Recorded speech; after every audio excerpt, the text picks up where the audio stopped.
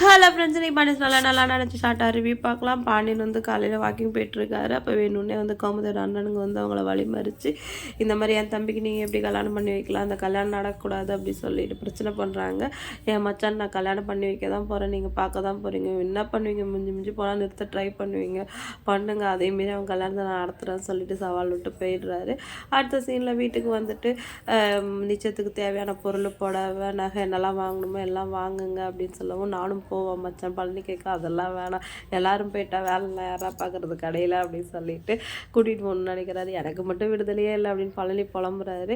அடுத்து மீனா வந்து பாண்டியன்கிட்ட சொல்கிறாங்க, சில பேர் ஆக்கிரமிப்பு நிலம்லாம் வச்சுருந்தாங்க, அவங்களுக்குலாம் நோட்டீஸ் அனுப்புறது தான் என்னோட வேலை. அதில் வந்து அத்தையோட அண்ணன்களோட நிலம இருந்திருக்கு போல், எனக்கு தெரியாது. அதுக்கப்புறம் அவங்க ஆஃபீஸில் வந்து பேசினாங்க. இப்போ வந்து ஆஃபீஸில் வேறு யார்ட்டையோ சொல்லி அதை முடிக்க பார்க்குறாங்க. கடைசியாக அது என்கிட்ட தான் மாமா வரும்.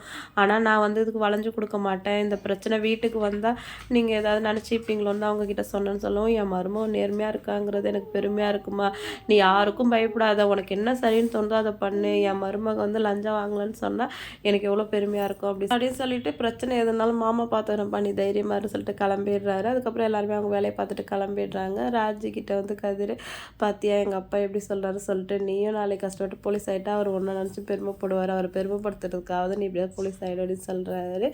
அடுத்த சீனில் வந்து கடையில் பொருள் வாங்க வந்தவங்க, என்ன பண்ணி நிச்சயம்னு கேள்விப்பட்டேன், இன்னும் உனக்கு கல்யாணமே ஆகாதுன்னு நினச்சேன் அப்படி சொல்லவும், அது எப்படியா மச்சானுக்கு நான் கல்யாணம் பண்ணாமல் விட்டுருவேனா அப்படின்னு பழனி சொல்கிறாரு. பொண்ணு எப்படி படித்த குடும்பம், பெரிய குடும்பம் கேட்க, அதெல்லாம் நல்லா படித்த பொண்ணு தான், பெரிய குடும்பம் தான் சொல்லி அமுச்சிடுறாங்க.